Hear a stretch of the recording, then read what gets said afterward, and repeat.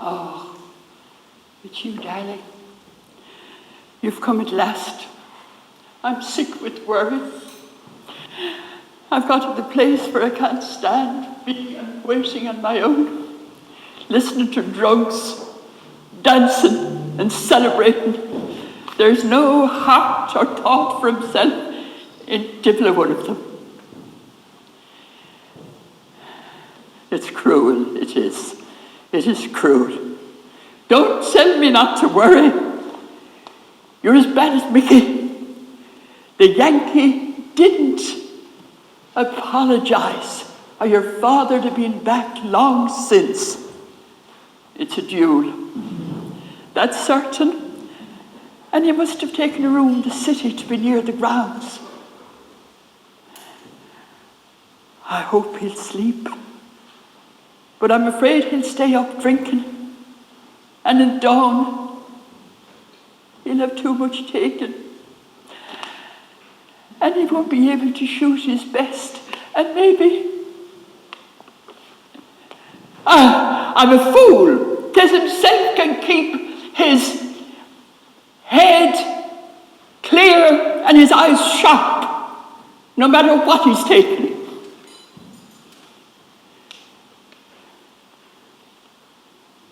Let go of me.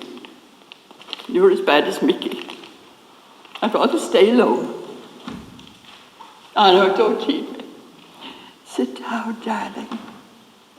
But if he's staying in the city, why hasn't he sent Jamie, Craig, and back for his dueling pistols? I know he'd never fight with any others. Oh, why hasn't he sent Jamie or somebody back with word from me? He knows how tormented I'd be waiting for him. Don't talk like a loon. Has he ever cared for anybody but himself? She and his pride. Sure, he'd never stoop to think of me. The mighty, in his red livery of bloody England. His pride indeed. What is it but a lie? What's in his veins but the red blood of thieving old Ned Melody with his dirty shebeen? No, I won't say it.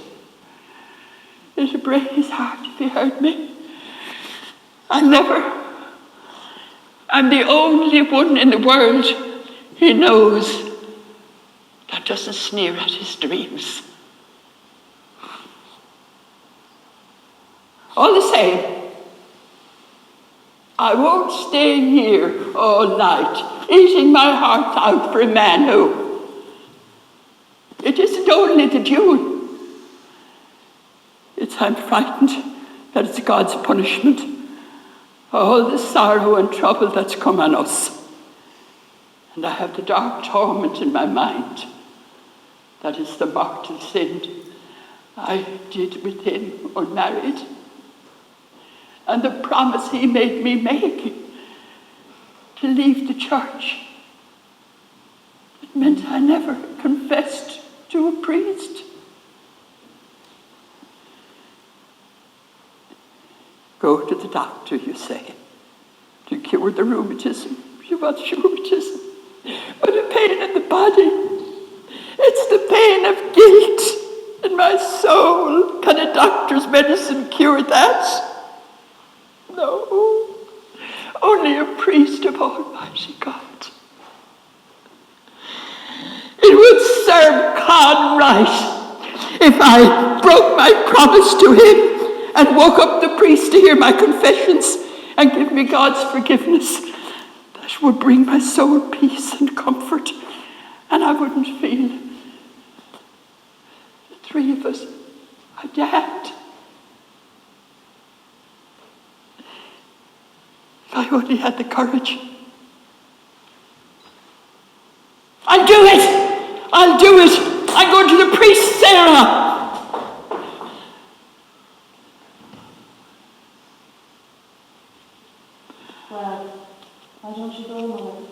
Can't I go in?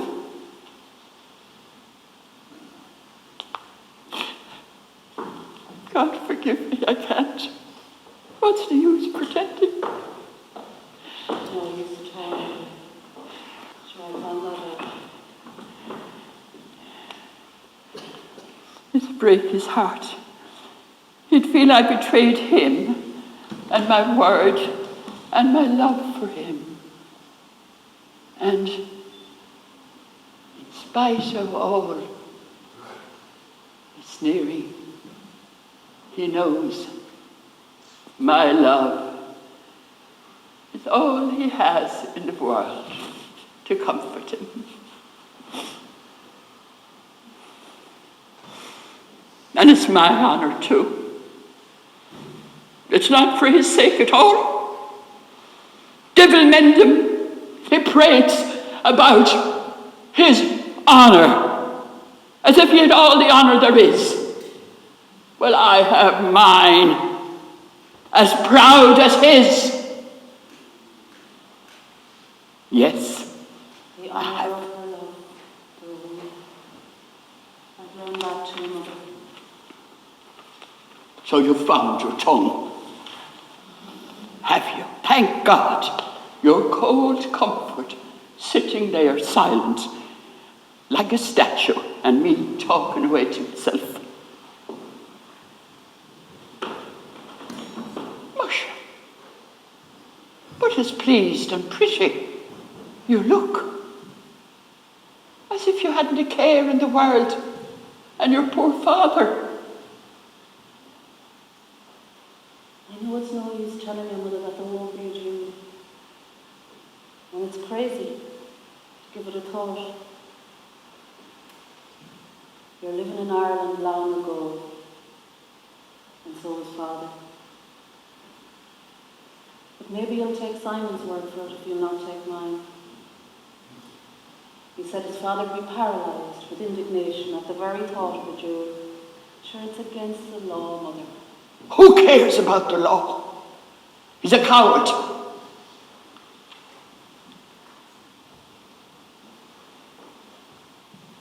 But if the young lad said it, maybe it's true. Of course it's true, Mother. And you think your father be satisfied with Harper's apology? And that would be the end of it? Mother. Sure, I'm sure it's over long ago. And you think what's keeping him out is himself and Jamie will have a power of drinks to celebrate. She should drink whatever happened. That doesn't matter now. You have a queer way of talk. As if you've been asleep. And you're still half in a dream. You dream right enough, Mother. And it isn't half of me. It's all of me. Body and soul. And it's a dream that's true. And will be to the end of life. And I'll never wake from it now. What's going over you, Tom?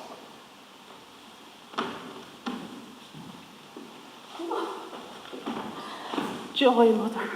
Joy. I'm happy.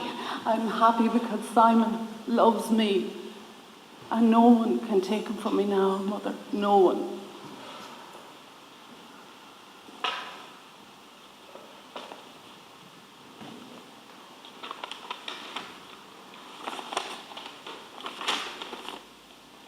God be thanked. It was a great sorrow tormenting me that the duel would come between you. Honor or not, why should the children have their love and their lives destroyed? Sure, I was a great fool to fear his mother could come between us. Whatever happened, Mother? You had a talk with the lad? I have. That's where I've been. You've been in his room ever since you went up? Almost. It took me a few minutes to get up the courage. All this time, in the dead of night. I'm his nurse, ain't I? I've a right. That's no excuse. Excuse? I have the best in the world. Would you not have me do nothing to save my happiness and my chance in life when there was danger of it being in ruin?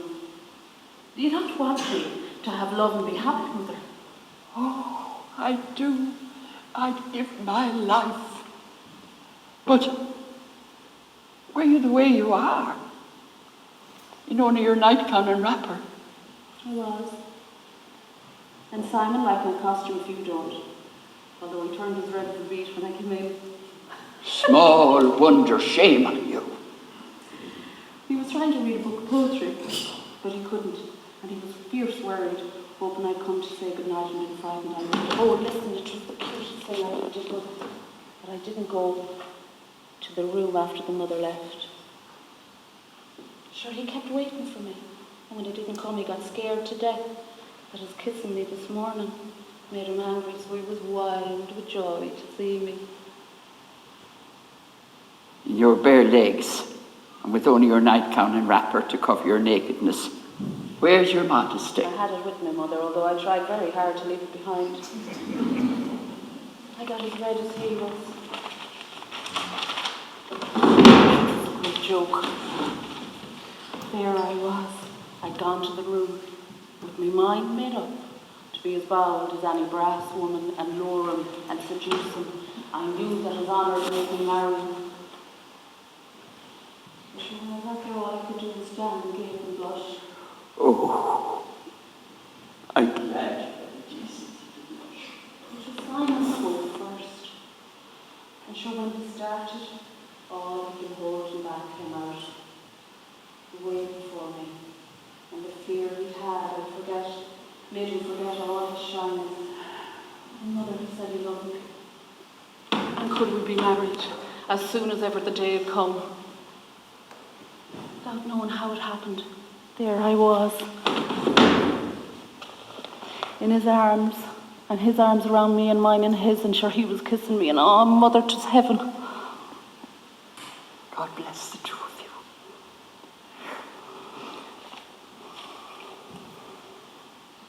Then I was crying, and I was telling him how afraid I'd been his mother hated me, and father with his madness over the jewel, and she thought it would give her the best chance to come between Simon and me.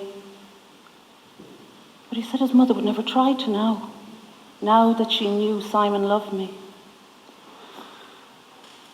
which is all she came to find out. He said all she wanted was for him to be free to do as he pleased. And she only suggested he wait a year. She didn't make him promise, mother. And Simon said I was foolish, and she would take the jewel, that we would take the jewel craziness serious. She only assumed it to be a joke on the father, that after he thought he could buy us off, sure he'd have to call the police to save him. The police! The coward! Simon was terribly angry about that too. And father, when he heard that he threatened to kill me. But we didn't talk for much. We had better things to discuss. A lot Con Melody cares for the police, and him in a rage. Not the whole dirty force of them will interfere with them. And then Simon told me how scared he'd been that I didn't love him and wouldn't marry him. I was beautiful, he said, and he wasn't handsomest at all. So I kissed him, and I told him he was the handsomest in the world, and he is too. And he said he wasn't worthy because he had so little to offer and was a failure at what he'd hoped he'd be, a poet. So I kissed him and I told him he was too a poet, and always would be, and that's what I loved about him the most, Mother. The police. Let one of them lay his dirty hand on Con Melody, and he'll knock him senseless with one blow. Then Simon said how poor he was and that he wasn't worthy, and he'd never accept a penny from his father, even if he offered it. And I said, never mind. Sure, if we had to work and live in a hut or sleep in the grass of a field, without a roof over our heads, or work our fingers to the bone, or starve itself, I wouldn't mind, because I'd be in the joy of heaven, singing his love. And I meant it, Mother. I meant it from the bottom of my heart. Of course you did, love. But he kissed me, and he said it wouldn't be as bad as all that. And that he had a college friend who had a cotton mill, and he wanted Simon to go in as partners with him if Simon would take complete control of it. And Simon said, I wouldn't believe it, but he had experience of the trade, though he hated it, and that we'd be comfortable, and that it'd be enough, and that he could write over his book and have wisdom, and never be a slave to the greed for more than enough. That's the curse of mankind. And he said, maybe I think it'd be a weakness in him, and not a strength. So I kissed him, and I said all I wanted in life was his love, and whatever meant happiness to him would be my only ambition. And I meant it, Mother. I meant it, body and soul. I know, darling. Isn't that a great joke on me? Me with all my crazy dreams of riches and grand estates, and riding around in carriages with coachmen and footmen. Wasn't I the fool to think that that had any meaning when you're in love? You were right, Mother. I knew nothing of love, or the pride a woman can take in giving everything, the pride in her own love. I was only a silly, ignorant girl boasting. I'm a woman now, Mother, and I know. Of course you do, darling. Let the police try it. He'll whip them back to their kennels. The dirty cars!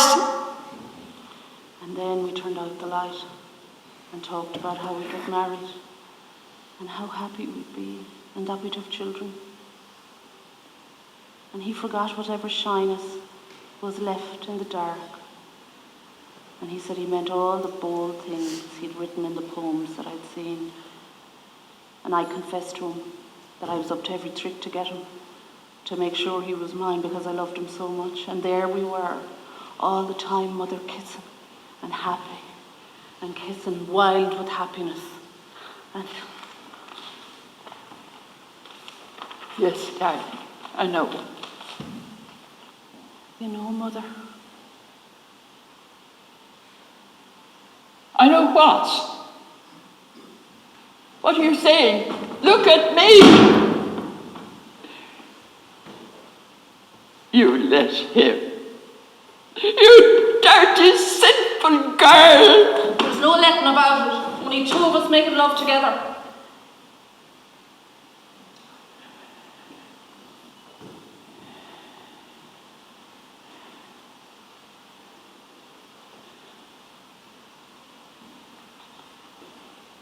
Aren't you ashamed to boast? No, there's no shame in it. Ashamed? Were you ashamed? Haven't you not told me about the pride in your love? Were you ashamed? I was. I was dead with shame. You were not. You were proud like me. But it's a mortal sin. God will punish you. Let him. If he was to say, for every kiss, you have to be 1,000 years in hell, well, sure, I don't care. Sure, I'll wear out my lips kissing him. He might hear you. Would you not have said the same, Mother? Would you not have said the same? Will you stop? Don't torment me with your simple questions. I won't. Forgive me, Mother. Forgive me. It was Simon, you know, who felt guilty and repentant. If he'd had his way now, we'd be out in bed roaming the streets looking for somebody to marry. But I got so drunk on love I didn't care for marriage. I got to the place where you belong to love, and that you're proud of it, and that you don't call your soul your own no more, not less your body. Sure, I've always known you're the sweetest, sweetest mother in the world. But I never suspected you'd been wise. Until tonight, when I remembered what you said this morning. That a woman can forgive whatever the man does and still love him. Because it was through him she found the love in herself. And that in one way, sure he doesn't count at all. Because it's love. And it's your love. And it's your love in him. And to have that, your pride will do anything. It's love's slaves we are, Mother, not men's. And wouldn't it shame their boasting and vanity now if we were to let them in on that secret? Sure, I'm talking great nonsense. I'm glad Simon isn't here to see me still.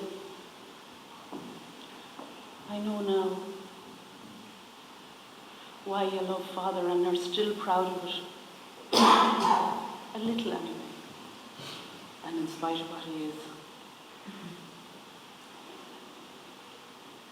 God help you, Sarah. Why doesn't he come? What's happened to him? Don't be a fool, Mother. Nothing's happened. Only he's made a public disgrace of himself again. And if Simon's mother wanted revenge, well, sure, she has her fill of it now. I don't care, he deserves it. He called me a slut and a whore for me pains. I begged him not to go. And I hope now that whatever happens, all his lies and his mad dreams will finish and he'll look and face himself in the truth of that mirror. There's little chance of that. He'll never let that happen. Instead, he'll come home as drunk as two lords, boasting of his glorious victory over Old Hartford, whatever happened.